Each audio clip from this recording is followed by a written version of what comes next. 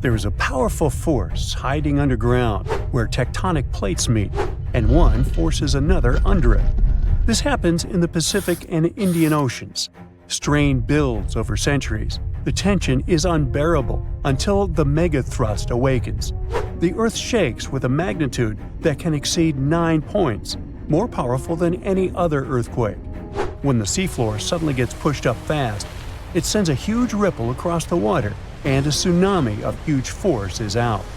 These waves are called teletsunamis, and they cross entire ocean basins, ready to take over coastlines thousands of miles away.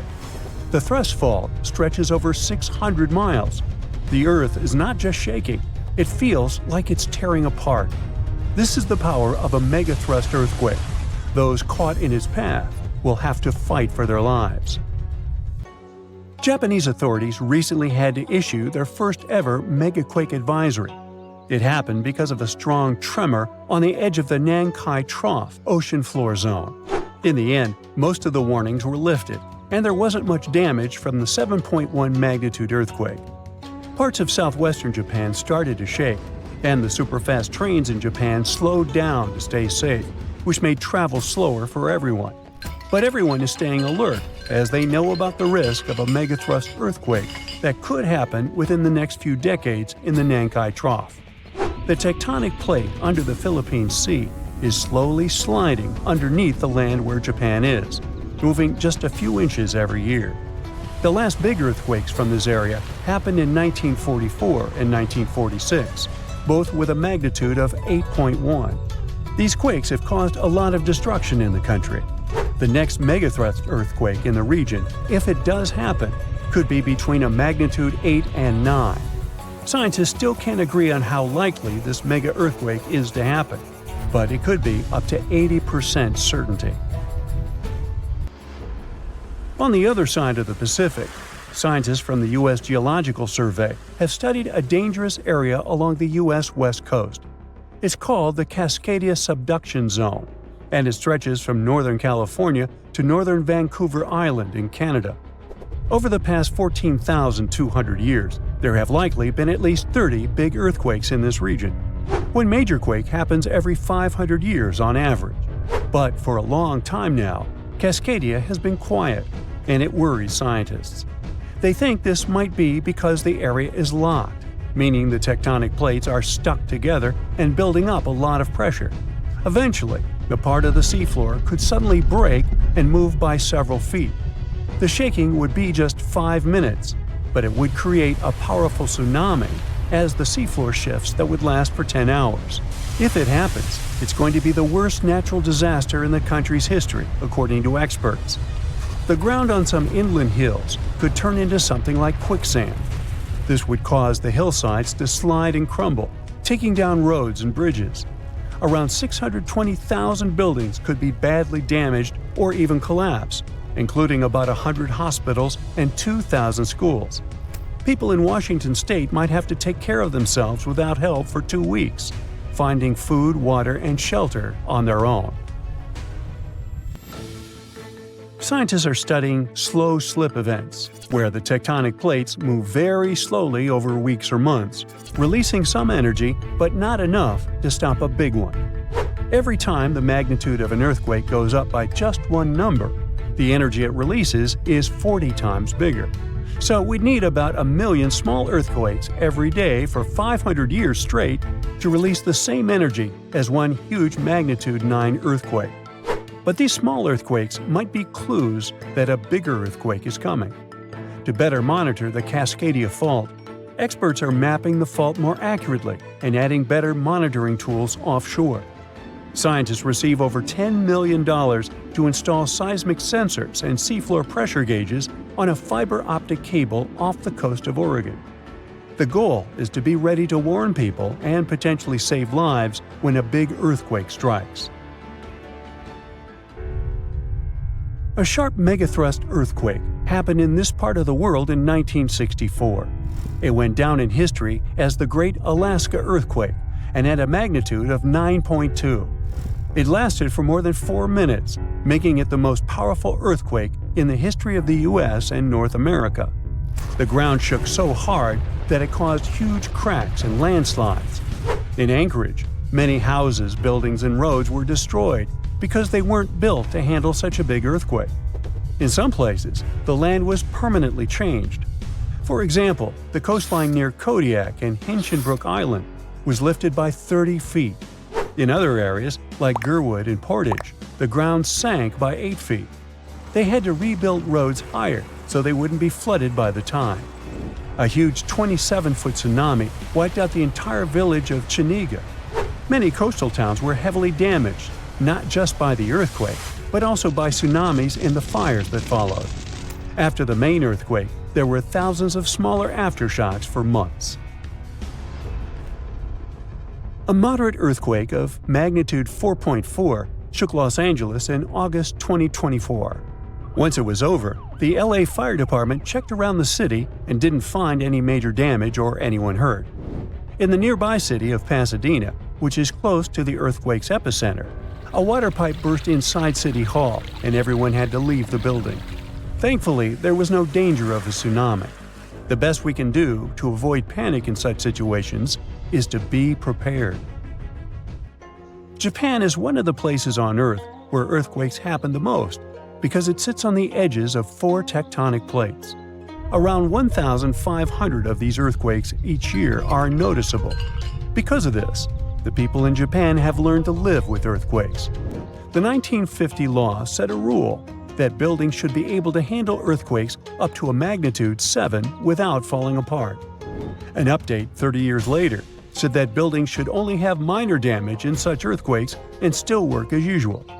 But if an earthquake is even stronger, the law says the building's main job is to not collapse and save people's lives.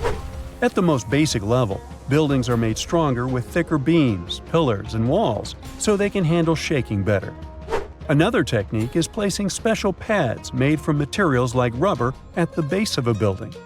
Some buildings are even built on thick layers of padding that separate them from the ground completely, which helps protect them during an earthquake. A skyscraper might sway back and forth a lot, moving up to 5 feet. To stop it from getting damaged, engineers can add something called dampers every second floor all the way to the top. These dampers are like giant bicycle pumps, but instead of air, they're filled with liquid. When the building shakes, the dampers push against the liquid inside them. Even though the liquid doesn't squish very much, it can still absorb some of the shaking. When they're building tall skyscrapers, engineers try to make the structure as simple and balanced as possible. This means having each floor the same height and placing the support columns evenly. But sometimes, architects who design skyscrapers don't want to make these compromises because they have creative ideas for how the building should look. Then they have to find compromise solutions. For example, Tokyo's Skytree Tower, one of the tallest buildings in the world, is designed in a futuristic style but also includes special features to protect it from earthquakes. It has a central pillar, like in traditional Japanese pagodas, and seismic dampers that help absorb the energy from an earthquake, keeping the building safe. So, since 2000, the world has been hit with more than 1,700 earthquakes with magnitude greater than 5. Many happened around the Ring of Fire, located around the Pacific Ocean. In North America, the biggest threat is the San Andreas Fault Line, which can create an earthquake of a magnitude higher than any other, earning it the spine-tingling nickname, the Big One. The potential destruction of California is a terrifying prospect that could have unimaginable consequences. But the Big One is just the beginning of what's to come. Bad news! Scientists have predicted an earth-shattering event that will occur in 2030. Like it or not, there's a 70% chance that we'll experience the Big One, and it will be an earthquake with a magnitude of 6.7. The San Andreas Fault Line will cause the Big One, but what is scary is that we can't predict it. On the other hand, a massive earthquake occurs every 100 years. This means there's always time to prepare for a natural disaster. If we traveled back in time, we'd see a few significant earthquakes like the ones that wiped out San Francisco and Fort Tajon. Buildings made a long time ago are not quake-proof. They will collapse. Even if they survive, you should not enter them. But buildings are not the most dangerous part. You should watch out for electrical lines and gas pipes. Your hill house might be lovely, but it is extremely unsafe. During quakes, the hill can turn into a massive landslide that will destroy everything in its path. Say goodbye to road trips because all the roads will be ruined. You should have some spare water and food since you won't be able to go to the supermarket. This disaster won't be cheap. It will cost the U.S. around $200 billion to recover from the quake. At least the earthquake will not trigger tsunamis, but there's something that can cause more damage than the big one. The notorious Cascadia subduction zones start in California and ends up all the way in Vancouver, Canada. The San Andreas Fault Line is nothing compared to this zone. It can wipe the whole coast off the face of the Earth, an example of hyperbole. Subduction zones are tectonic plates forced to be one under the other and constantly pulling apart. One is called the North American Plate and the other is the Juan de Fuca Plate. Zones like these are not to be messed with, since they are terrifying hotspots for earthquake activity and extremely dangerous because they cause massive underwater quakes. But they are underwater, so what can they do to us? Well, they can cause giant tsunamis, flooding cities, and destroying the coastline. Right now, the most active zone is the Ring of Fire. The Cascadia zone might be less active, but it is like a sleeping beast that can wake up and destroy everything in its path, causing a groundbreaking earthquake. The last time all this stress was released was in the year 1700. Unlike the San Andreas quake, this one will cause massive tsunamis and much bigger shocks. Let's hope you'll be camping in an open field at that time, because most buildings and bridges will likely be destroyed. Also, be ready for the aftershocks, as they'll be devastating. Nature won't be spared either. Landslides will change animals' habitats. Even our homes will be changed forever. Luckily, there is a light at the end of the tunnel, and scientists are doing everything they can to ensure our safety. New rules are implemented. Every new building must be able to withstand massive shocks. They're developing modern warning systems, and every new infrastructure must follow strict quake-proof guidelines. The Juan de Fuca and the North American plates are locked together, but they won't stay like that forever. When they unlock, get ready for a massive shake. The closer you are to the epicenter, the more damage you'll experience. But even if you are lucky to be far away, you may still feel the ground shaking for some time. Now, if we compare the Cascadia subduction zone and the San Andreas Fault, we'll see how much more dangerous the Cascadia zone is. In 1994, there was an enormous 6.7 magnitude earthquake in the Northridge area, close to the San Andreas Fault. Sadly, many people didn't make it, and some were injured. Back then, buildings were not strong and earthquake-proof, and many of them were damaged. The Cascadia subduction zone can potentially cause a magnitude 9 earthquake. A magnitude 6 quake has the power of around 44 million pounds of dynamite, but a magnitude 9 has the power of 44 trillion pounds of dynamite. The strongest ever recorded quake was in Chile. Its magnitude measured 9.5, and it destroyed most everything. So let's say you've survived the quake, but the struggle is far from over. Soon after, a massive tsunami will strike, with waves that might reach up to 100 feet in some areas. That's so unlike the San Andreas earthquake, which can't produce any significant waves. So say goodbye to your beautiful garden, since salt water will destroy trees and plants, changing the environment for a period of time. The only positive thing will be you won't need Halloween decorations, because all those dried-out trees will resemble a ghost forest. The combination of waves, quakes, and the sheer size of the area will make this natural disaster much more dangerous than any caused by the San Andreas Fault or the so-called Big One. A quake similar to this happened around 300 years ago. Many more have been recorded in the past 3,500 years, proving that they continually occur every 400 to 600 years. So, technically, we have around 100 to 300 years before the next big one hits. We still have no idea how exactly the Cascadia subduction zone works, because we discovered it in 1970. This zone is super scary because it can cause big earthquakes. It was found by accident when researchers studied the Ring of Fire. They wanted to know if this area had caused any trouble in the past years, and the proof was under their noses. In Washington, there is a horror forest where nothing has been growing for years. When researchers tested the soil, they found a tremendous amount of salt. They put two and two together and concluded that a massive tsunami had been the reason. Experts still didn't know when the forest was destroyed. But Japan kept records of a gigantic earthquake that had a similar effect. It was the one that happened in the year 1700. There is a 1 in 3 chance that the next one will occur in 2050. You must know how to survive the Canadian earthquakes and make it out unscathed, so listen carefully. Those who live in this area have almost no experience with earthquakes like this one. Surviving the quake is relatively easy, but the tsunami coming afterwards is the real danger. After the shake, find the highest ground and go there. Only bring the essentials, like food and water. Yeah, leave your baseball card collection at home. After the first hit, don't try to go down. Seismologists say that most likely there will be a few more waves, and they have proven this. On the 22nd of May, 1960, seismologist Jerry Eston and his 4 friends went to Hawaii to see an expected tsunami that was to happen around midnight. They set up their gear on Wailuku Bridge with an escape route planned. This bridge had been destroyed in the previous tsunami, but the new one was much taller and better. After midnight, the water was 4 feet above the average level. The second wave hit a half hour after midnight, and the water rose another 9 feet by 1 a.m. The water started going down and dropped by 7 feet, but the horror was far from over. Next, they saw a wave that was around 20 feet tall. This shows us that tsunamis are unpredictable, and we should listen to experts to stay safe.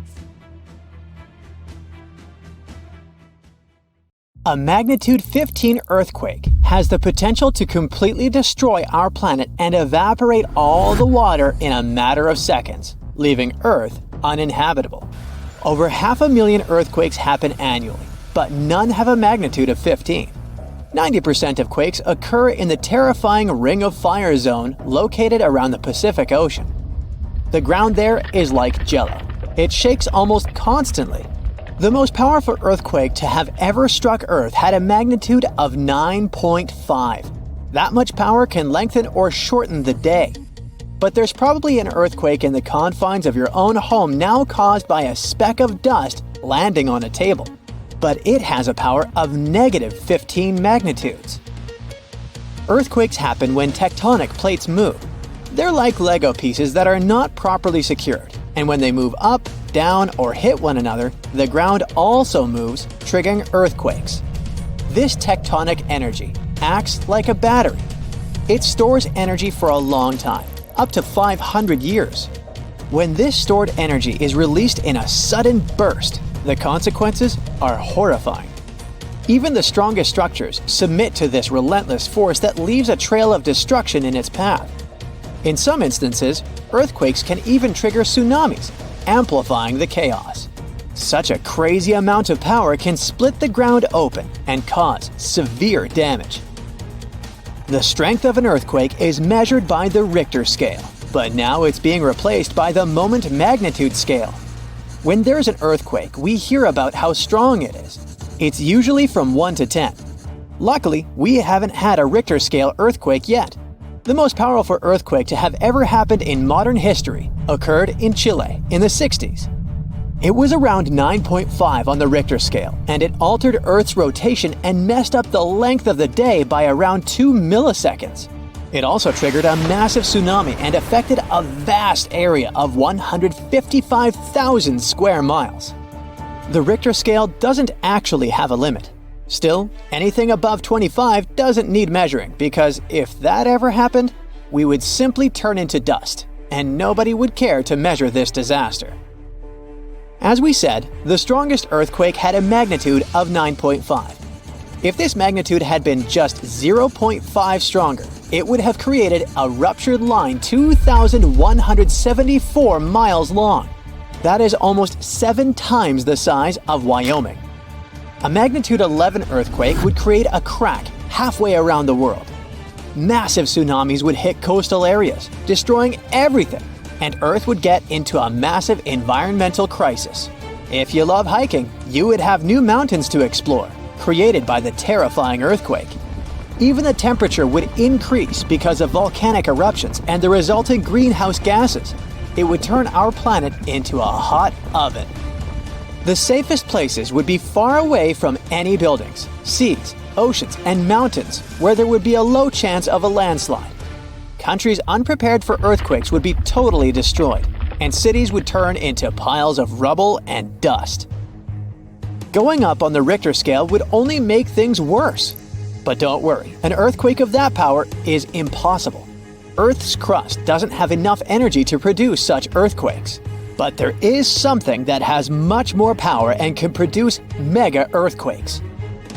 Asteroids are powerful enough to destroy our planet, as we all know from the dinosaur era. That asteroid was around 6 miles long and it caused massive damage to the planet. It triggered earthquakes that shook the ground constantly for months. These terrifying quakes were about 50,000 times stronger than the Chile earthquake. They also triggered a tsunami that was 30,000 times more powerful than the Indian Ocean tsunami. And the latter was one of the most devastating tsunamis to have ever struck Earth. The earthquakes caused by the asteroid had a magnitude of 11, making it the most powerful and scariest natural disaster ever. And let's hope it stays that way. The Indian Ocean tsunami affected only certain areas of the world. Meanwhile, the asteroid tsunami affected every part of the world and had 33-foot-tall waves. Even if you had traveled to the most remote place on Earth, you wouldn't have been able to hide from this Grim Reaper. A 15-magnitude earthquake wouldn't be 15% stronger than the Chile earthquake. The scale doesn't work like that. It would be around 100 million times more powerful than a 9.5 magnitude quake. It could make all the water on Earth evaporate, leaving us devastated and without any H2O to survive. All ecosystems would collapse, all food chains would be broken, and only some super strong bacteria would probably survive the impossible. That is only a fraction of the frightening things that could happen. The ocean is like the AC for our planet. Without it, Earth would be super hot. The ocean also serves as a shield from the sun's powerful rays. It acts as a heat absorber and cools Earth. Scientists think that the most dangerous thing would be the inability of Earth's crust to survive the violent shakes of the 15-magnitude earthquake. If our planet miraculously survived and didn't turn into dust, there would be massive openings in its crust. The ground would become gelatinous. It would randomly move up, down, left, and right, and no building would survive that. Our civilization would be brought back to the Stonehenge era. Tectonic movements like this are devastating. A similar thing happened in Japan when tectonic plates moved 165 feet from each other and then snapped back together, creating a 9-magnitude earthquake. No place on Earth is immune to this bone-chilling natural phenomenon. Still, certain places have higher chances of being destroyed than others, like the Ring of Fire, where 90% of earthquakes happen. This is a place where earthquakes are almost everyday occurrences. The Ring of Fire is located in the Pacific Ocean. It forms a ring around the continents that surround the Pacific. There, several tectonic plates meet, creating highly unstable ground. To make the problem much more terrifying, 75% of active volcanoes are located in this area.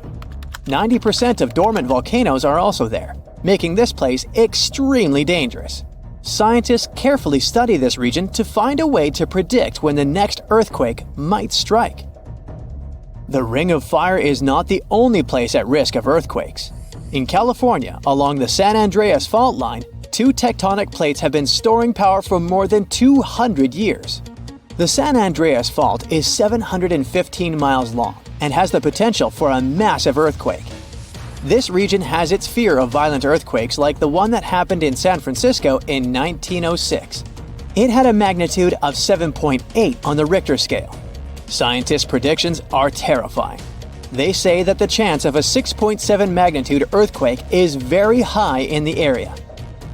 If all hell starts to break loose, you should know how to survive. Avoid anything that might fall on you, like windows, closets, or unstable ceilings. The official phrase from emergency experts is drop, cover, and hold on. Stay low to the ground. Hide under something stable like a table, and remain there until the shaking stops. Make sure to stay in your shelter for another minute or two, just in case there are aftershocks or loose debris. Use your nose and smell for gas. If you do smell it, don't turn the lights on or do anything that might ignite it. Stay strong and be safe. You have friends over for dinner. You set your drink on the counter and go help your friend set out some desserts. When you get back, you notice the liquid in your cup. It's sloshing around and the ice cubes look like ships on a rough sea. Now you feel it too. On the ceiling, the chandelier is swinging like mad. Then you hear someone scream, "Earthquake!" The house and everything in it is rocking back and forth. You try to run for cover, but the shaking keeps you stuck in place, fighting to keep your balance. The cabinets look possessed, and glasses and dishes fly out and smash on the floor. The bookshelves topple over, and everything hanging on the walls sways and falls off. You duck under the dining room table, trying not to get hurt on all those broken dishes. Yeah, you've been through earthquakes before, but none like this. Checking your phone? Typical, no signal. You can't believe what's about to happen. The screams get louder, and suddenly the whole house collapses. The biggest earthquake ever recorded happened in Chile in 1960. Disaster came in the afternoon, just when everyone was out enjoying themselves. To cause serious life-changing damage, you need to have a magnitude of around 7 or so on the Richter scale. This one was 9.5. This part of Chile is smack dab on the so-called Ring of Fire, the most active volcanic and seismic area in the world along the Pacific Rim. The initial shaking lasted around 10 minutes, and after 2 days, many aftershocks were still strong enough to set off a volcano in the south of the country. But that's not where it ended. The earthquake unleashed a series of tidal waves all over the Pacific Ocean, with some reaching over 80 feet high. The waves and earthquake were so strong that they even affected Hawaii, Japan, and the Philippines. It caused around $500 million $1960 worth of damage. Many were left homeless. Much of their infrastructure was smashed too. Buildings as far as the eye could see were toppled, and debris piled everywhere. Scientists estimate that this earthquake was so powerful, it shifted the Earth's axis, making our days 1.26 microseconds shorter. That might not seem like a lot, but think about it. Just one natural disaster was strong enough to make time move. Many of the coastal cities were flattened and floods were widespread. The economy spiraled downward. According to studies, if this earthquake happened today, it caused more than $20 billion in damages. So what would happen if an earthquake twice that size hit without warning? For starters, you'd likely feel the effects even further away. Tidal waves wouldn't just hit the coasts of Japan and the Philippines. They would move even further to China, Korea, Vietnam, and even Australia. And those waves would be significantly higher than 80 feet, perhaps double that. That's like 8 giraffes piled on top of each other, surfing your way. If you lived by the coast, you'd notice the waves. If you saw the water recede way back so you could practically see where all the fish call home, you'd know it was time to run. Chances are that a tsunami's heading your way. Say it really happens. You're caught under the wreckage, not knowing what's going on. You manage to free yourself and escape to the fresh air. And you're not alone, because all the houses in the neighborhood have turned into piles of bricks and rubble. The bridges have also collapsed, leaving people stranded on either side. You look around, dust yourself off, and rush to find help.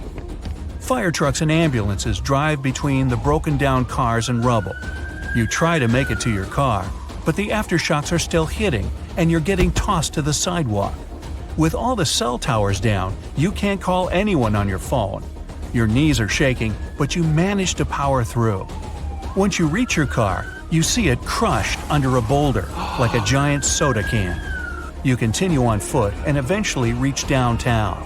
It looks as if some giant got angry and knocked all the buildings down. You push forward and try to see if you can find some help. Without warning, your phone vibrates. You check it and see 1,000 notifications about a 20-magnitude earthquake. You're still shaking, but that's all you. The ground is still for now. Uh-oh. you hear something in the distance racing towards you. To your right, you see tidal waves as tall as buildings charging at you. Still in shock, not knowing what to do, you now come to your senses and run.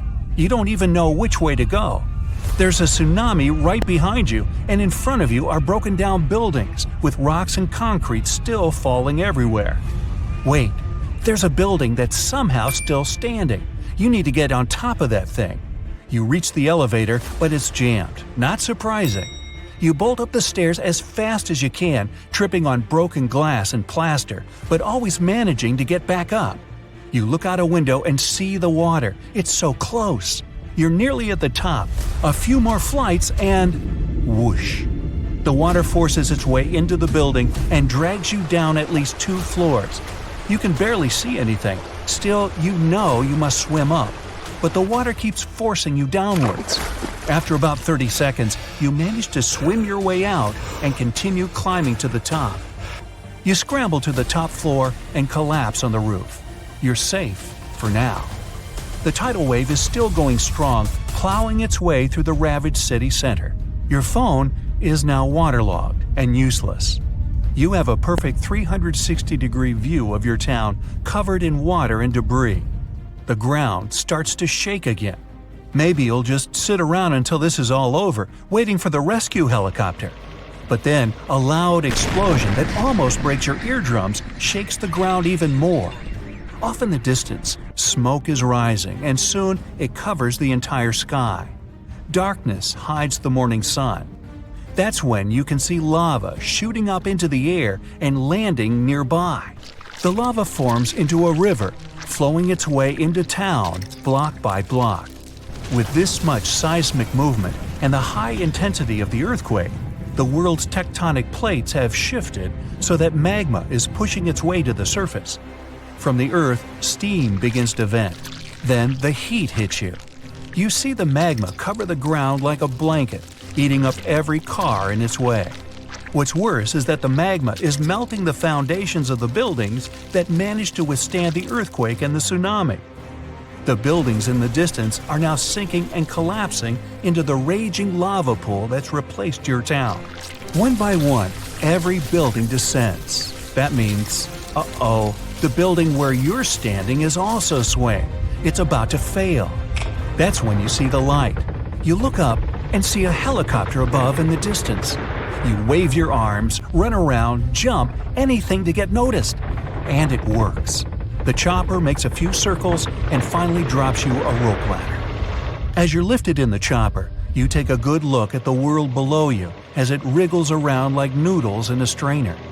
You land a few miles out and are immediately treated by a doctor in an emergency triage center.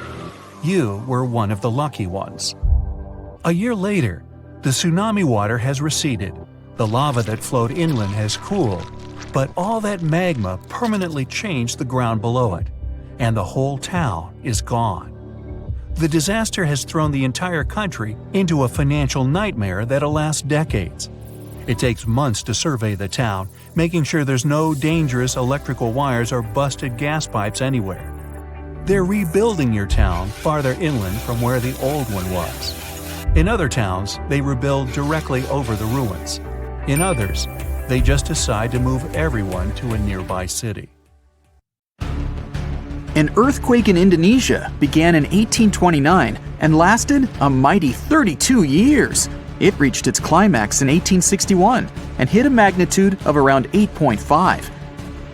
It was caused by the tectonic plates below the island slowly clashing against each other. Researchers discovered that the quake had been building for some time after analyzing the coral in the area. They found it was being periodically exposed to the open air. That was caused by the gradual earthquake moving the land up and down. Scientists call these decades-long silent earthquakes slow slip events. A single lightning bolt can warm the air to around 54,000 degrees Fahrenheit. The heat makes the air expand quickly, creating a shock wave or boom, which we know to be thunder. There are close to 3 trillion trees on Earth. That translates to roughly around 422 trees for every person. Before humans, The number was nearer to 6 trillion. Almost 70% of the Earth's surface is covered by water, which on average is around 2.5 miles deep. 97% of Earth's volcanoes lie underwater, as well as the mid-ocean ridge, a massive mountain range that is over 40,000 miles long. Humans have mined around 190,000 tons of gold from the planet. Experts predict there is around 20% still left to be mined, but this figure is constantly changing. The world's largest active volcano is in Hawaii. Called Mauna Loa, it's over 2.5 miles above sea level. Given that most of it is underwater, the volcano's summit is a staggering 11 miles from its base. That's the same length as over 160 football fields. The highest ever recorded temperature on Earth was a sweltering 136 degrees Fahrenheit. It was recorded in El Azizia, or modern-day Libya, on September 13, 1922. The lowest temperature was a chilling minus 129 degrees Fahrenheit, recorded at Russia's Vostok station in 1983. Earth is the 5th largest planet in the solar system, behind Jupiter, Saturn, Uranus, and Neptune. It has a circumference of roughly 25,000 miles, and it would take the average person around 8,300 hours to walk around the face of the Earth. The separation between Earth's land masses would make such a trek almost impossible, though. It takes 365.25 days for the Earth to orbit the Sun. Because our calendar years only have 365 days, we add an extra leap day every 4 years to make up for the difference. Russia is the largest country on the planet, with a total area of about 6.5 million square miles. It encompasses more than 1/8 of the Earth's inhabited land area, but still has a relatively small population given its size. Earth is the only planet with one moon. Mercury and Venus have no moons, while every other planet has 2 or more. Earth is over 4 billion years old. Scientists calculate this by looking at the planet's oldest rocks, as well as meteorites that have crash-landed. They used meteorites as they were formed at the same time as Earth, when the solar system was forming. The ground we walk on is basically recycled. The planet's rock cycle turns igneous rocks to sedimentary ones, then transforms those into metamorphic rocks, and back again. Like Earth, our moon also experiences earthquakes. They're less common and intense than the ones we have, and are caused by tidal stresses. A tidal stress is basically the relationship between the gravitational pull of the moon on the Earth and that of the Earth on the moon. Despite being the 5th largest continent, Antarctica holds 70% of the planet's fresh water and about 90% of its ice. Bangkok is the most visited city in the world, boasting 23 million visitors in 2019 alone. Paris, London, Dubai, and Singapore make up the other cities in the top 5. The lowest layer of Earth's atmosphere is called the troposphere and is the reason we have weather. Sunlight heats the planet's surface, which causes warm air to rise up to the troposphere. This air then expands and cools as the air pressure decreases and sinks down, where it is then warmed by the Earth again. Coral reefs are the largest living structures on the planet, with some even being visible from space. Coral reefs hold the most species per area of any of Earth's ecosystems, even more than rainforests. Earth got its name around 1,000 years ago, and it comes from the German word meaning the ground, but there's no evidence to show who actually named it. Of all the planets, Earth is also the only one which is not named after a Greek or Roman deity. The deepest point of the ocean is the Mariana Trench. It's a whopping 7 miles below sea level. Coastlines cover about 20% of U.S. land, but are home to more than 50% of the U.S. population. The Earth isn't actually a sphere. It's more like a squished ball that bulges at the equator. The bulge is caused by the force of the Earth spinning, which makes the north and south poles slightly flat. The Earth spins on its axis, which is basically an imaginary straight line. Earth has seasons because the axis is tilted, causing the sun's rays to hit different parts of the planet more directly, depending on the time of year. If the sun was as tall as a standard door, the Earth would be around the size of a nickel. The Earth's rate of rotation is gradually decreasing. It's happening so slowly that it would take as much as 140 million years for the length of a day to increase to 25 hours.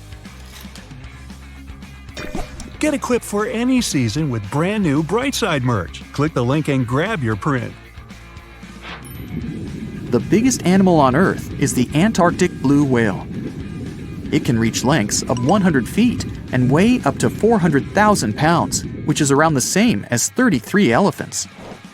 The temperature at the center of the Earth is around the same as the surface of the Sun, at almost 10,000 degrees Fahrenheit. Earth is around 10,000 times older than humans. Earth is around 4.5 billion years old, whereas humans have been around for, at most, 450,000 years. There are around 34,000 known species of fish. The actual number is way higher though, as a whopping 95% of our oceans still haven't been explored. America's Route 66 is longer than the journey to the Earth's core. The distance to the core is roughly 2,000 miles. Route 66 is almost 2,500 miles. The Earth is made up of three main components: the crust, the mantle, and the core, which is divided into the outer core and the inner core. Scientists have estimated that there are around 8.7 million species on the planet. Out of this, between 1 to 2 million of these species are animals. But roughly 86% of land species and 91% of fish have yet to be discovered by humans. Ancient astronomers used to think that the Earth was the center of the universe. For 2,000 years, they believed the Earth to be static, while other bodies traveled in orbit around us. In 1543, Copernicus published his sun-centered model of the solar system. Earth is the densest planet in the solar system. The density varies across its different crusts, but the planet's average density is just over 3 ounces per cubic inch. Mount Everest is the highest point on the planet. Its peak is the highest altitude above sea level at around 5.5 miles. Each year, 1 septillion crystals of snow fall on Earth. That's a trillion snowflakes. Snow covers about 31% of Earth's land area each year. Of Earth's water, only around 3% is fresh water. The other 97% is salted. Of that 3%, about 2% is frozen in ice and glaciers. So, less than 1% of the planet's fresh water is actually in lakes, rivers, and underground. The world's largest inland body of water, or lake to us normal people, is the Caspian Sea. It has an area of 140,000 miles squared. The world's deepest lake is Lake Baikal in Russia and is 5,300 feet deep. Earth's atmosphere is roughly 78% nitrogen and 21% oxygen, with small amounts of water vapor, carbon dioxide, and other gases. No other planet is believed to have this much oxygen, which explains why Earth is the only planet where life has been discovered so far. Apart from the Moon, there are 2 asteroids in co-orbital orbits with Earth, sometimes called Earth's second moon. 3753 Cruithne is an asteroid that looks like it's following the Earth in orbit, but it's actually following its own path around the Sun. 2002 AA29 is another asteroid which makes a horseshoe orbit around the Earth that draws it close to the planet every 95 years.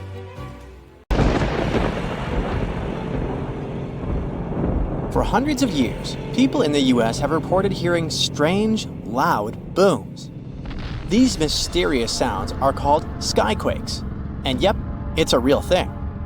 If you've ever heard a loud, distant booming noise that definitely wasn't a thunderstorm or a car engine backfire, congrats, it looks like you've experienced a skyquake yourself.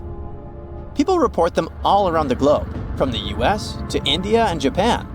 They go under different names, and we still don't know why exactly they happen.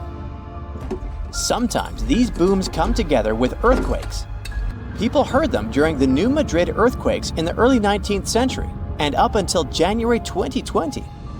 Those who've experienced them describe skyquakes as a rushing or rolling noise. Famous American writer James Fenimore Cooper described it more poetically as the lake speaking to the surrounding hills, which sent back the echoes of its voice in accurate reply. Sometimes these mysterious booms happen in cold weather instead of during earthquakes. One of the skyquake hotspots is near Lake Seneca in New York. They call them the Seneca guns. The booms can be so loud that they shake windows and doors. Back in August 1886, after an earthquake in Charleston, people heard these noises for several weeks, happening at the same time as many aftershocks from the earthquake. In 2020, scientists from the University of North Carolina looked at old news pieces, especially from North Carolina, where people have often reported these sounds. They hoped to match the noises with earthquakes data, but they didn't find any link between the sounds and earthquakes. One of the researchers said they believe the noises are happening in the air, not underground. The team looked at infrasounds, which are low-frequency noises that humans can't hear.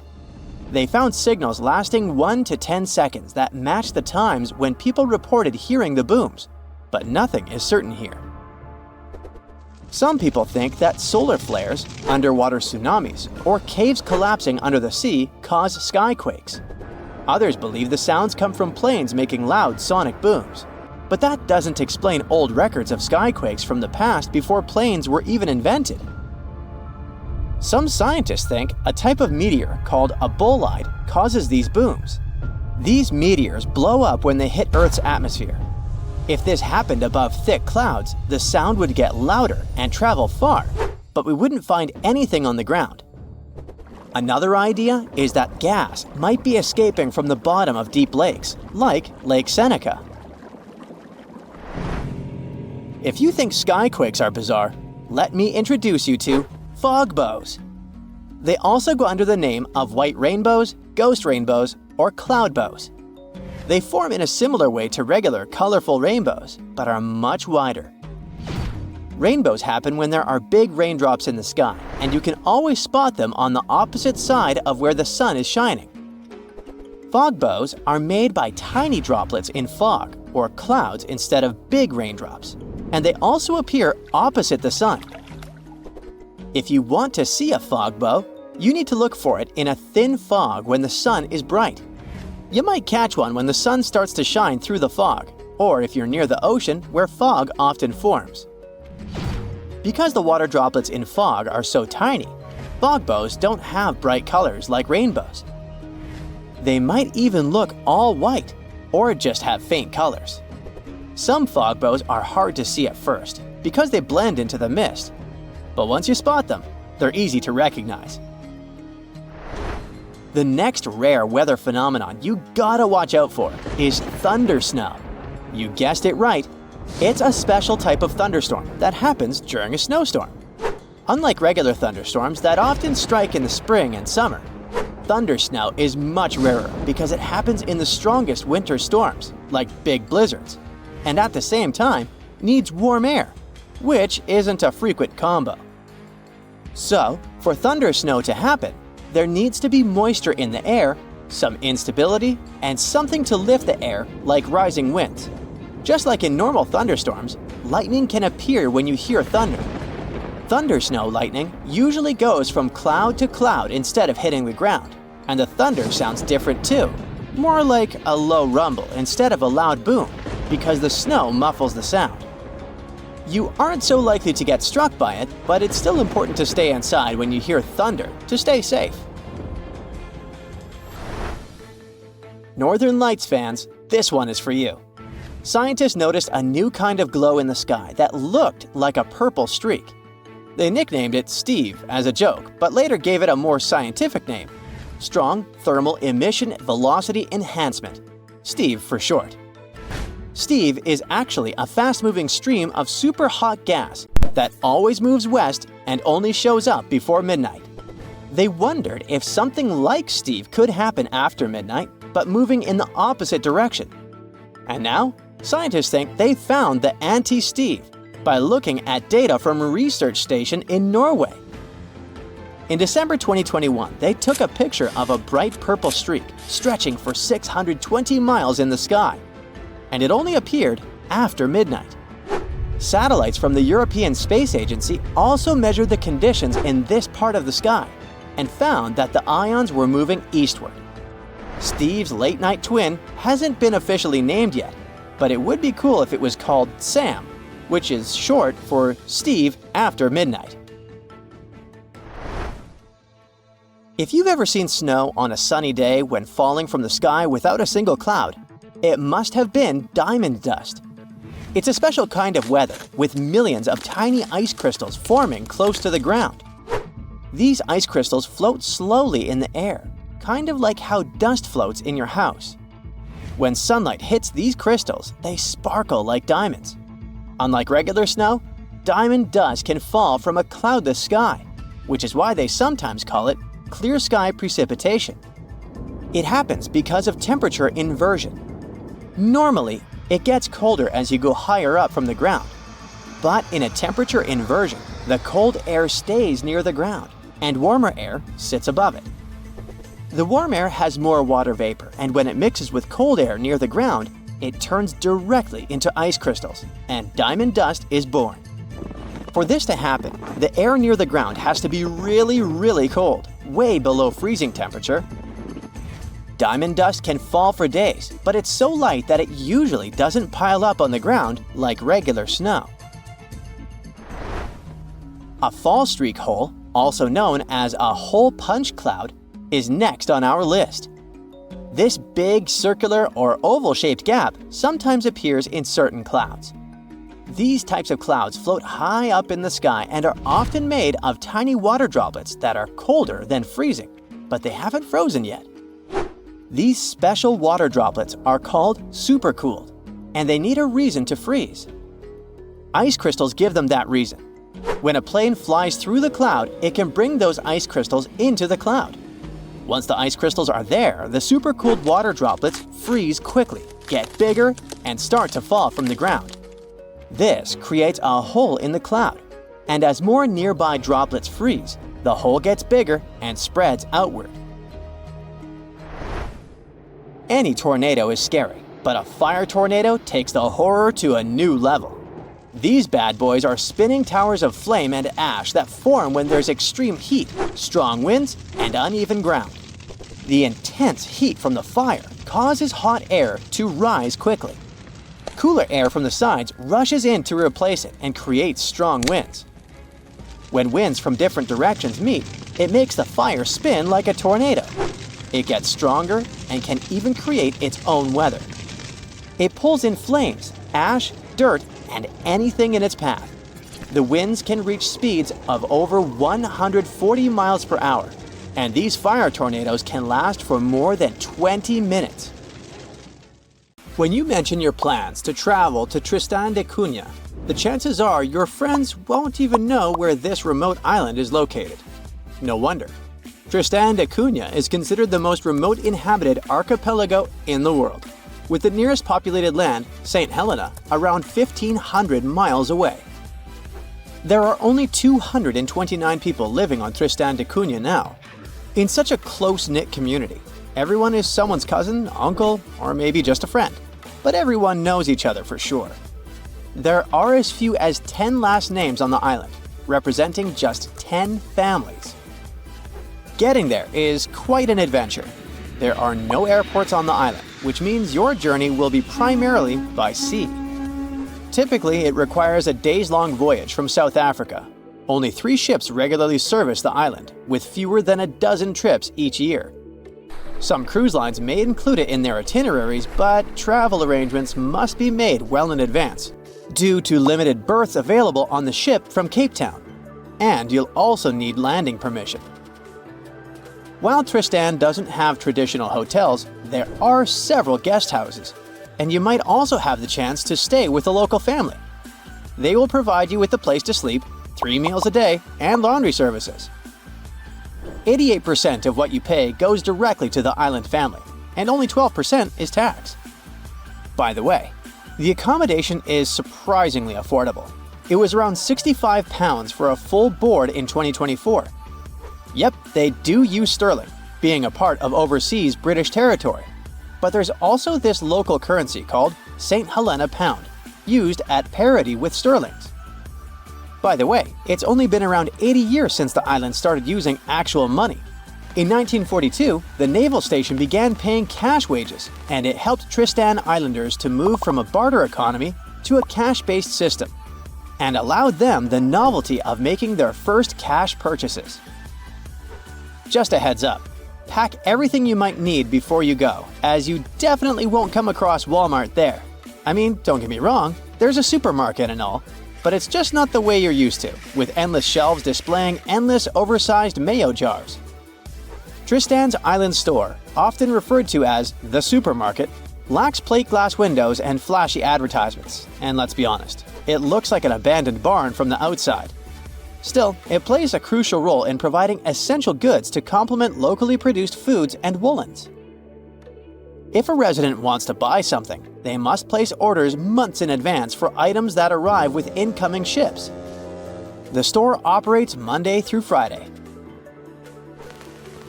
Today, the islanders continue to cultivate their own crops and raise livestock. The supermarket has become a vital source for other essentials like flour, sugar, and a variety of groceries including frozen bread and products typical of the UK or South African supermarkets. And even though the island's economy relies heavily on fishing, especially rock lobsters, islanders are largely self-sufficient. Let's move to another destination that's super hard to reach, but this time it's a level up in difficulty. I'm talking about the notorious Hypoxia City, the place with the smallest amount of oxygen on the planet. Sure thing, it's a nickname. The real name is La Rinconada. This place is located in Peru. Getting there means climbing over 16,000 feet up into the mountains. And what did you expect from the highest city on Earth? Despite its hard-to-reach location, it houses way more people than Tristan da Cunha, between 30,000 and 50,000.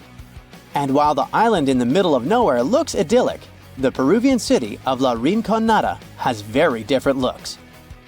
The urban layout features predominantly low-rise residences, where essential services are limited.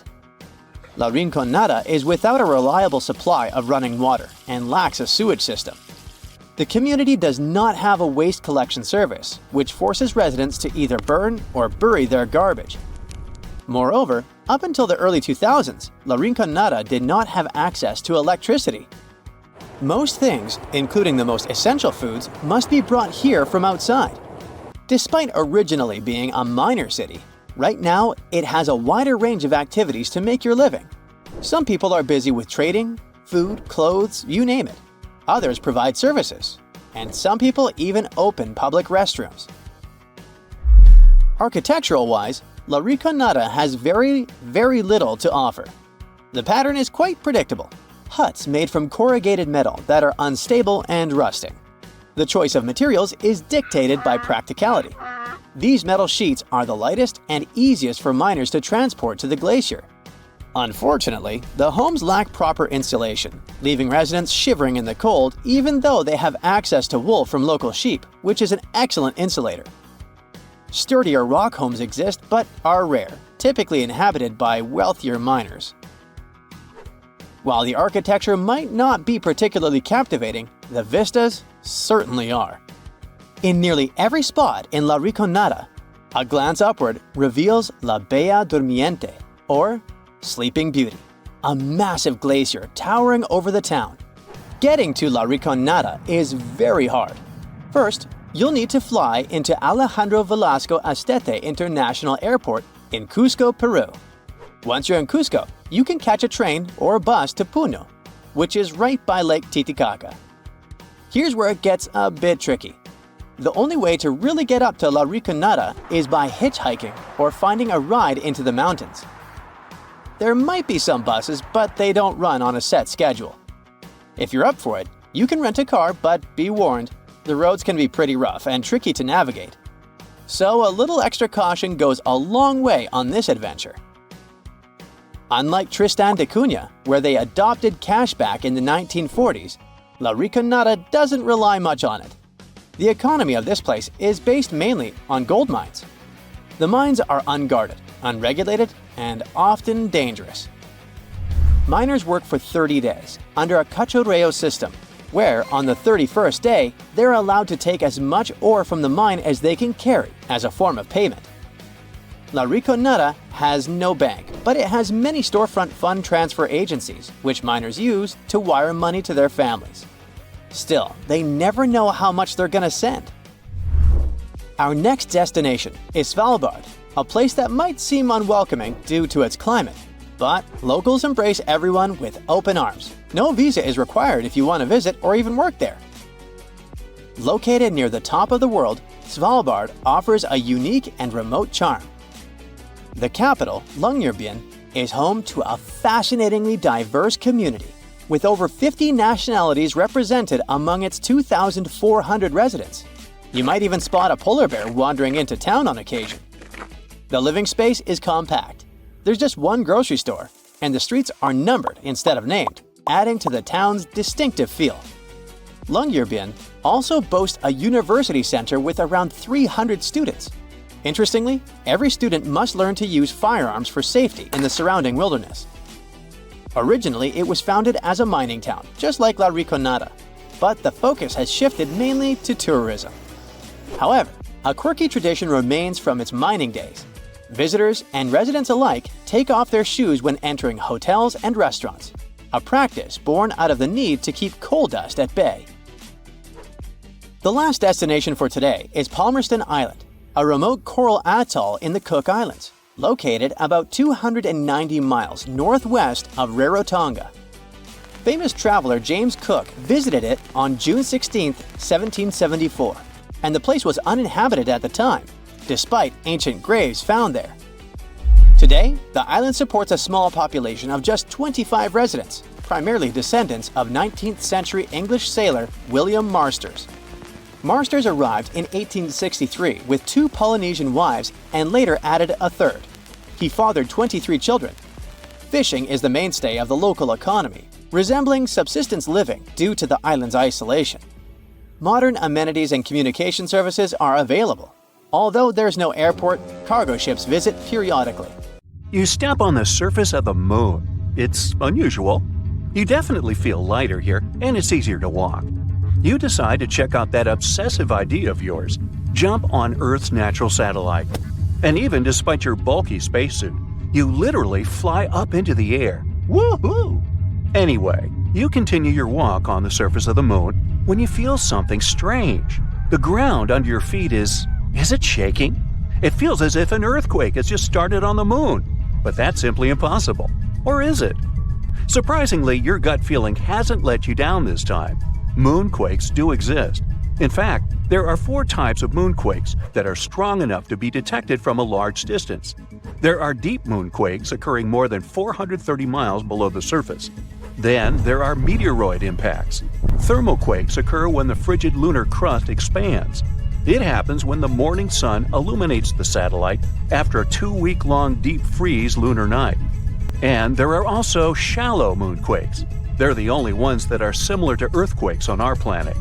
Shallow moonquakes happen 12 to 19 miles below the surface, and they're the most powerful and dangerous. Between 1972 and 1977, the Apollo Seismic Network recorded 28 such moonquakes, and some of them measured more than 5 on the Richter scale. On Earth, such an earthquake is strong enough to crack plaster and move heavy furniture. Plus, shallow moonquakes are very long-lasting in compared to earthquakes. Once they get going, they can continue for up to 10 minutes. As for the average earthquake, it typically continues for 10 to 30 seconds. Scientists are still not sure what causes shallow moonquakes, and even where exactly they occur. One of the theories is that moonquakes happen at the rims of large, relatively young craters that probably slump from time to time. Interestingly, the Moon and Earth aren't the only places where earthquakes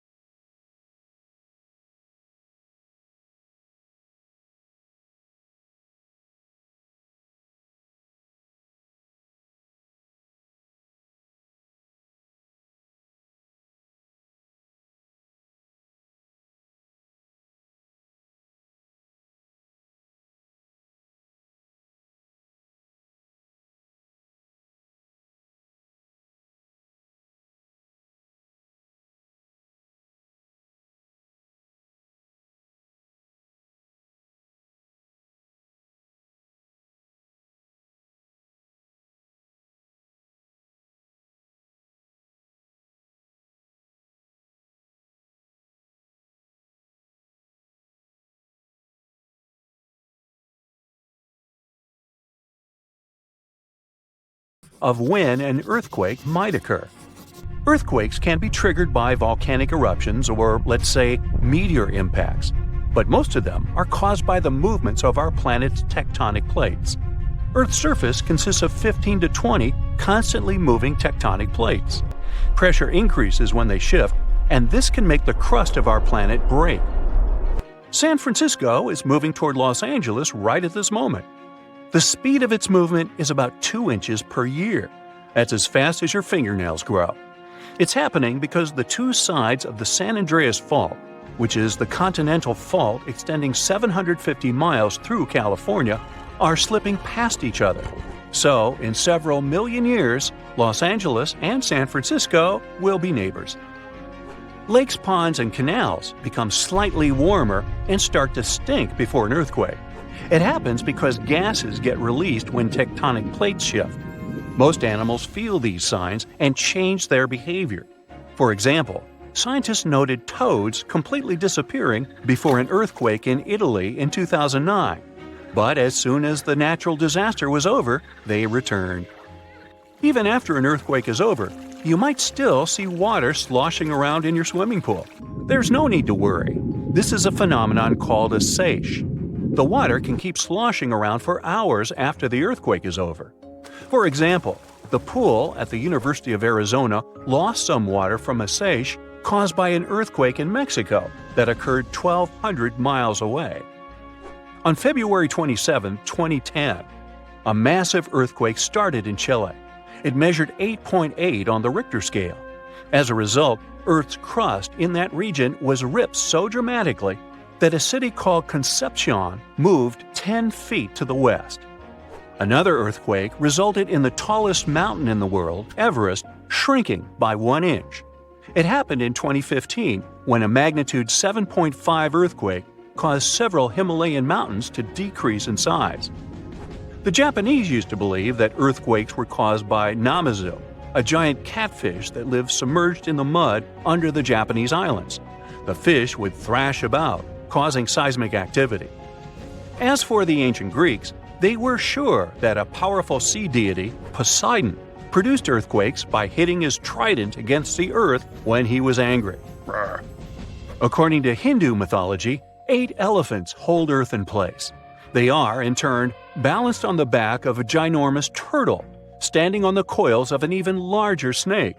And every time any of these animals moves, an earthquake occurs. You come to sunny California and go for a hike in the San Lucia Mountains. There, you have a strange, unpleasant feeling, as if someone's watching you. You look around but don't see a single soul. That's when you glance at the tops of distant mountains in front of you and your heart skips a beat. Up on the peaks, you can see the outline of a giant humanoid figure, arms stretched out with a magnificent full rainbow circling it. This mysterious figure is dressed in all black.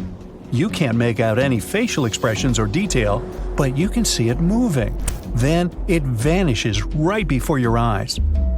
Congrats! You've just witnessed the Dark Watchers, a phenomenon that's been terrifying hikers in the California mountains for over 300 years.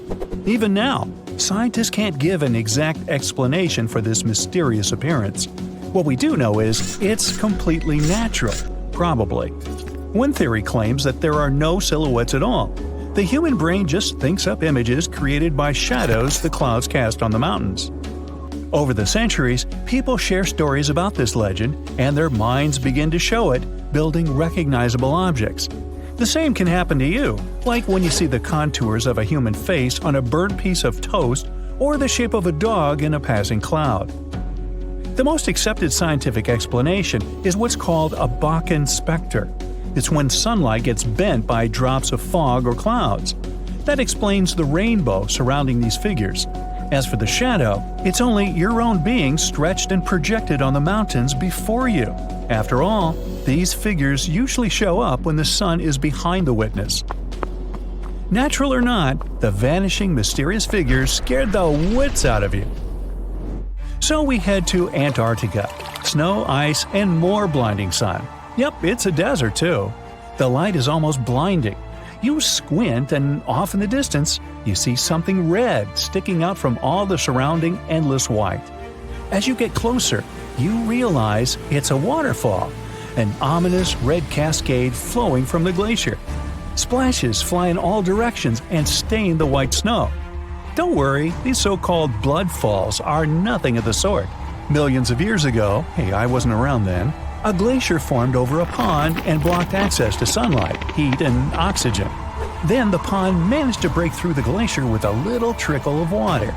When such salty waters with high levels of iron meets oxygen, it creates that scarlet rust color.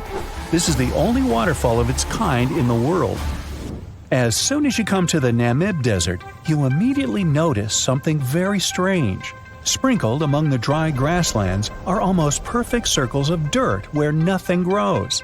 These massive polka dots are called fairy circles, and, you guessed it, nobody really knows what causes them. The likely culprit is termites eating the grass around their underground colony. That could also explain the circles' differing sizes. The bugs continue to eat as the colony expands outwards, but they stop before they encroach on a neighboring colony. Well, that's neighborly.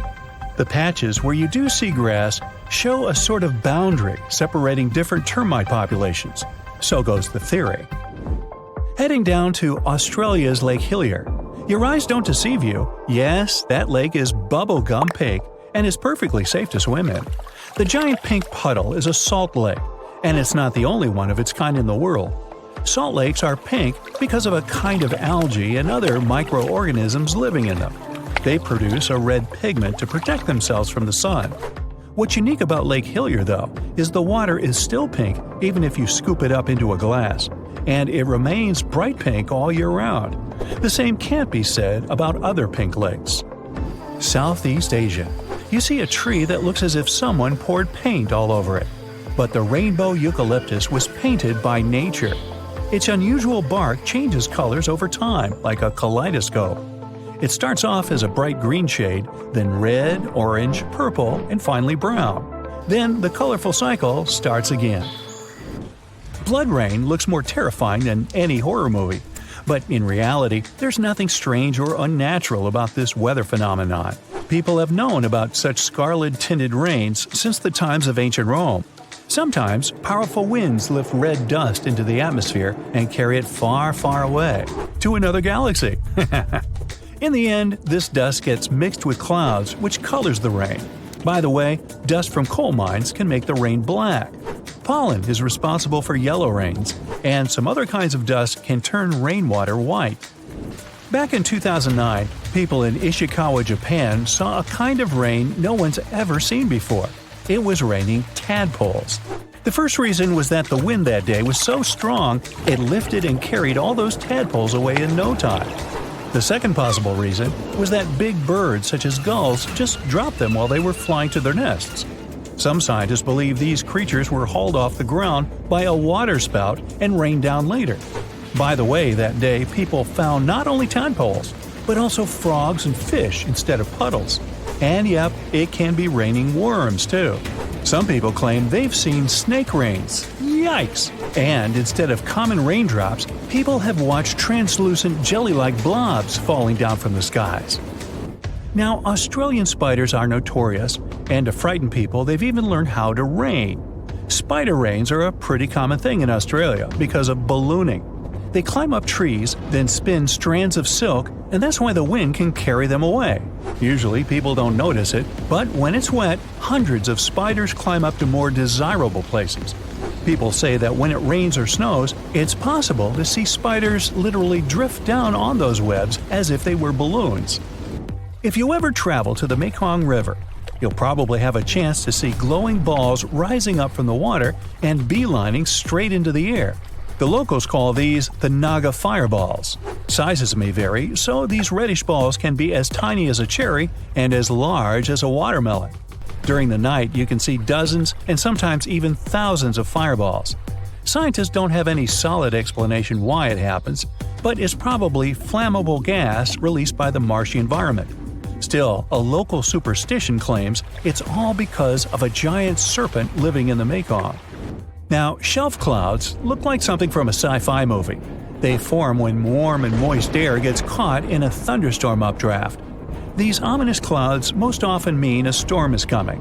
Breathtaking rainbow clouds appear on top of cotton-like puffy clouds after thunderstorms. The puffy clouds are low-altitude ones. When the water vapor they contain condenses, the resulting droplets act like prisms. This forms multicolored caps over the clouds. Morning glory clouds are extremely rare. They look like massive tubes stretching across the sky. Most researchers agree that these clouds appear when an updraft squeezes through the cloud. This creates the signature rolling appearance. The cool air at the back of the cloud makes it sink downward. The best, but not the only place to see morning glory is Australia's Gulf of Carpentaria. If you decide to travel there to see these clouds, choose a period from late September or October to early November. Huge white lumps over your head are called mammatus clouds. They make you believe the sky is falling. Most clouds form when air rises in the atmosphere, but not mammatus ones. They appear when moist and cool air goes down and mixes with dry air. The result? Unique puffed rice clouds. By the way, if you spot this phenomenon, bad weather is just around the corner. Whoa, mama! If you get to the bottom of the Caribbean just off the coast of Cuba, you'll see circular columns, paved floors, symmetrical stone structures. That's what the Cuban underwater city looks like. Why was a large city abandoned? Lots of people believe the ruins once belonged to a long-forgotten civilization. But scientists have their doubts. They claim the lost city is nothing but a natural phenomenon that appeared about 5 million years ago. Such disk and donut structures often occur around the areas of the seafloor where natural gases break free. Those who have ever heard an annoying sound a kettle makes when the water is boiling can imagine what the whistle sounds like. Even though this noise isn't as blood-curdling as some other unexplained sounds, it doesn't make the whistle any less mysterious. It's incredibly elusive. In 1997, only one underwater microphone was able to pick it up. At that time, researchers didn't manage to pinpoint the source of the noise. The most likely cause of the unusual sound is the eruption of one of the submarine volcanoes. But once again, there's not enough proof to make sure. You rub your eyes, trying to make sense of everything. Perfect circular holes in the bottom of the ocean floor off the coast of Big Sur in California. You have no idea how this happened, even though you're a marine biologist who's been practicing it for years. You go through some of the old records and find out that these holes have been around since the 90s. In 1999, a ship-mounted sonar conducted a survey and found 5,200 of these pock marks, or large holes over 500 square miles, on the ocean floor. They look like moon craters underwater. You contact your team and get the robot ready to go down and explore the scene and bring back a few samples. You and the team drive to the coast and hop on the boat. You're sitting inside controlling the robot with a joystick. Your teammate sets the robot in the water and drives it down. Everything seems normal near the surface, but as the robot goes lower, the pockmarks start appearing. A bunch of boats swift past you, making you lose your balance and focus. The robot turns on the flashlight so you can see better. But as it goes lower, the resolution is less crisp.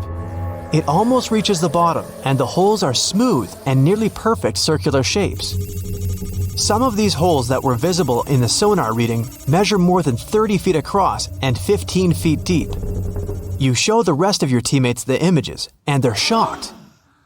The robot continues swimming, but there appear to be more holes all around. Many of them are too small for the scanner to capture from above. These microdepressions are steep and have sort of tails going in a certain direction. It's possible that the currents underwater played a role in their shape. Everywhere the robot swims, there are new holes all around. After a couple of hours, the robot goes back to the boat with some samples. You take them back to the lab and study them. The robot clearly captures images of human trash, but the samples don't indicate anything alarming for now. Despite the fact that 1/3 of the pockets are filled with trash, there's still no explanation of how they were formed. It's late at night and the rest of your team heads back home.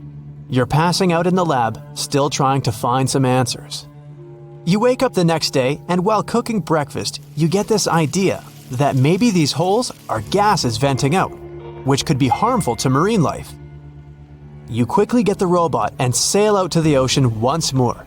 This time, you didn't even think about calling your teammates. You place the robot in the water and get behind the screen to control it. The robot descends to the bottom of the ocean and does a survey. So far, the holes still seem to be covered with trash. But some of the holes have marine life dwelling inside, like fish and seaweed.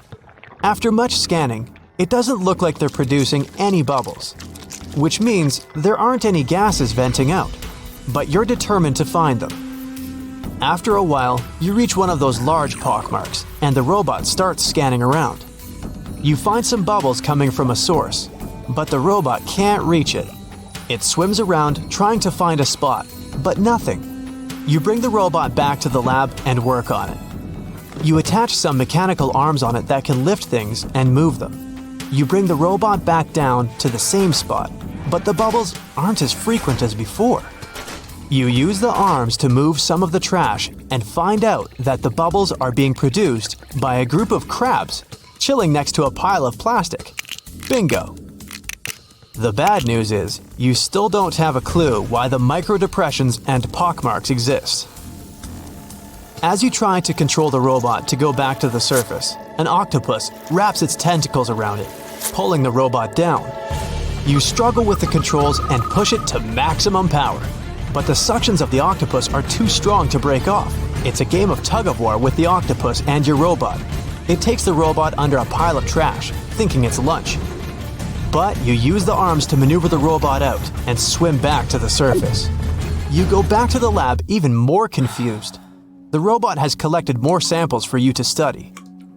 Your eye is glued to your microscope, trying to figure out what's going on, but nothing.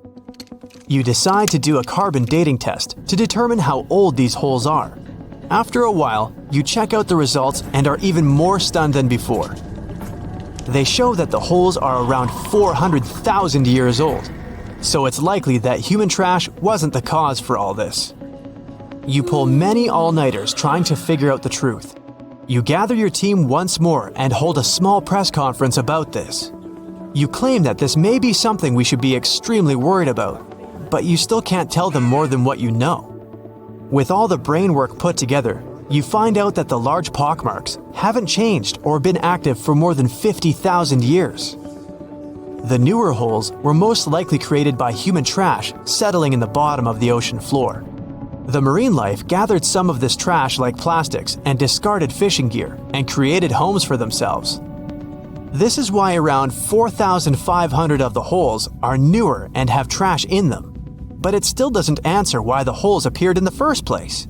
You're back to square one. The only way to see what's really going on is to clear up the trash from underwater and study them.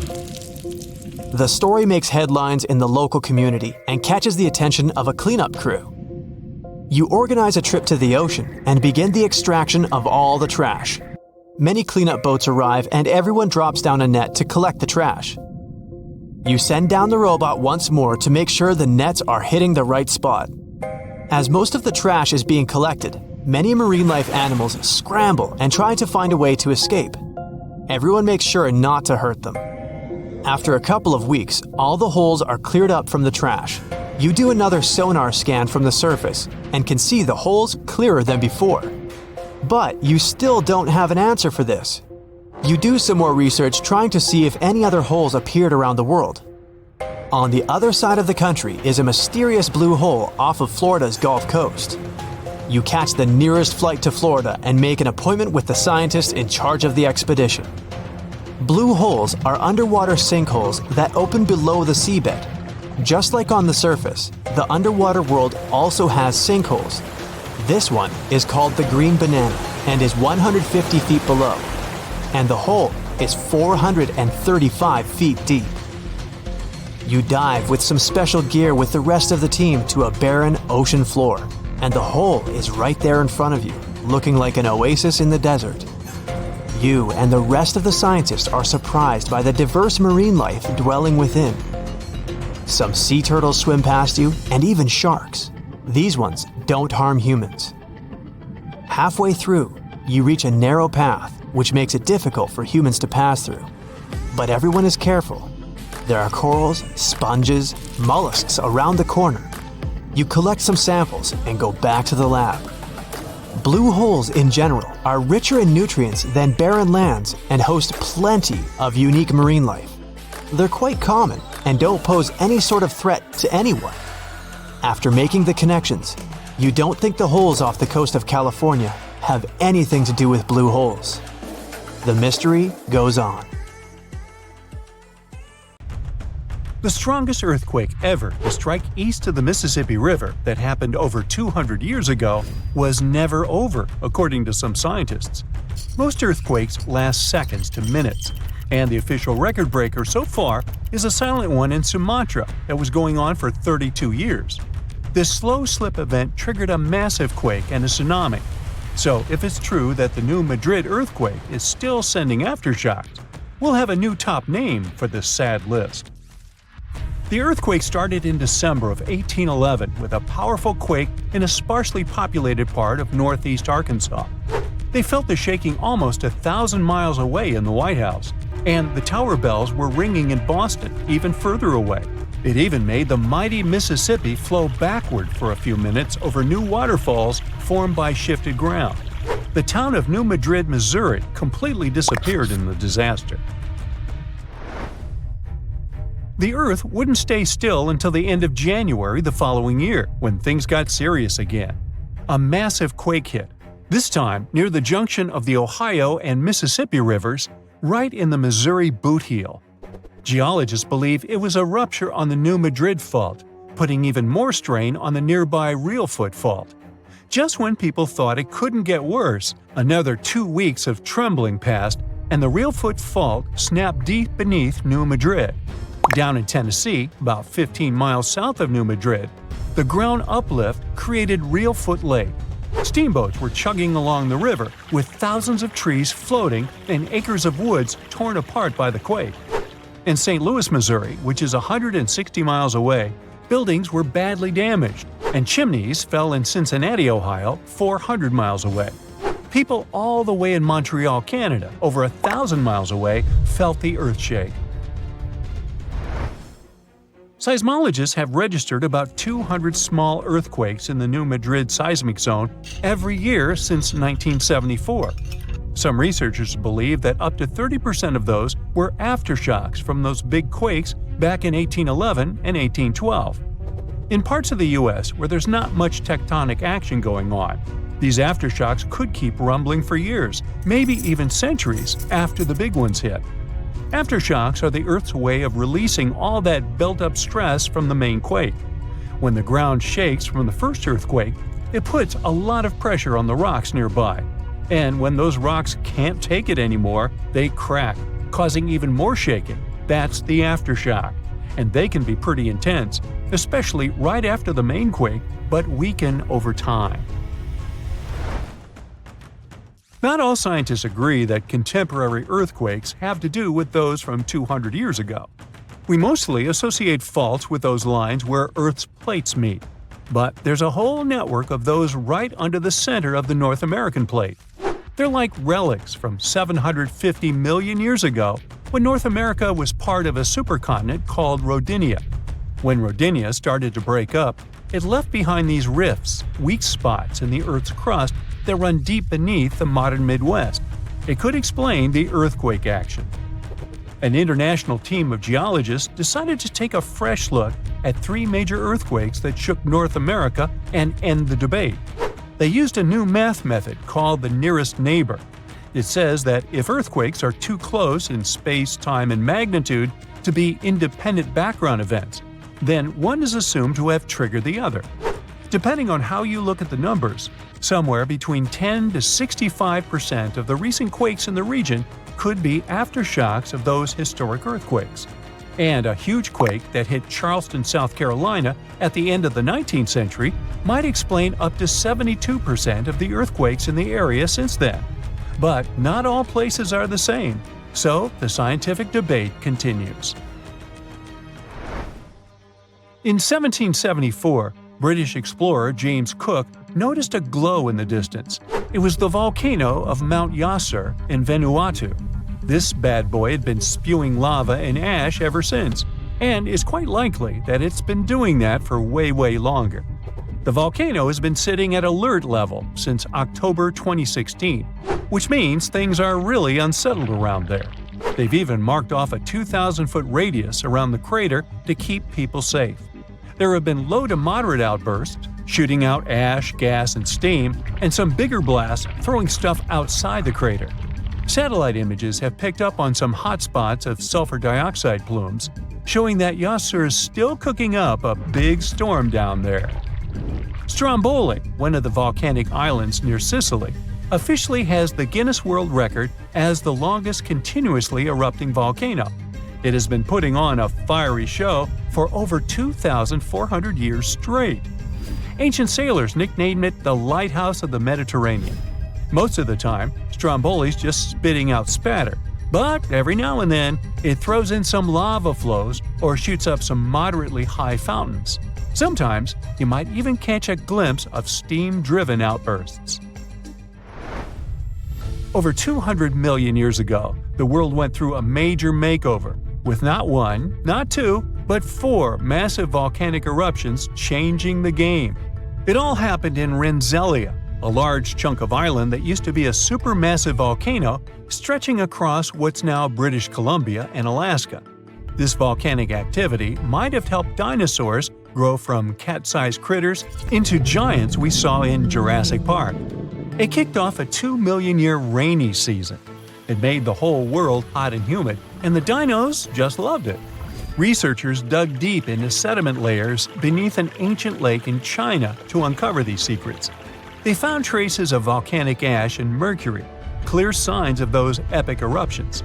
There were carbon signatures showing huge spikes in carbon dioxide levels, making the atmosphere toasty and the rain pouring down. It all happened in 4 separate pulses, each triggered by those monstrous volcanic blasts. There's a spot in a national park not too far away from Sydney, Australia, where a fire has been raging deep underground for at least 6,000 years. They call it Burning Mountain, and it's a coal seam fire, burning its way through a layer of coal beneath the Earth's surface. Once these underground fires start, they're pretty much impossible to put out. This ball of fire is up to 30 feet wide and extremely hot, but there's no flame, it's smoldering. The fire has been creeping along at a pace of about 3 feet per year. A local farmer first spotted it in the 19th century and thought it was a volcano. The people who have lived here for ages believe this place is sacred. They've used it for cooking and crafting tools, and tell that it started from a widow's tears or the torch of a hero. But experts think it could have been a lightning strike or coal heating up like a summer barbecue from the interaction with oxygen. Some say it might have been burning since before the dinosaurs roamed the Earth. No one knows exactly how long this mountain will burn or in what direction it'll move. Right now, the coal has enough oxygen to burn for centuries or even millennia without human intervention. The fire is heating up the mountain like a giant oven, making it crack and crumble, inviting in more oxygen to feed on. Even if humans decide to take action, these coal seam fires need truckloads of water and liquid nitrogen to tame them. Several years ago, explorers noticed that the smolder was creeping close to a cliff overlooking a little river. And depending on what the coal seam decides to do next, we could see some dramatic changes here in the coming decades. There could be flames with much more heat, or the coal seam could go deep, extinguish itself, and smolder out.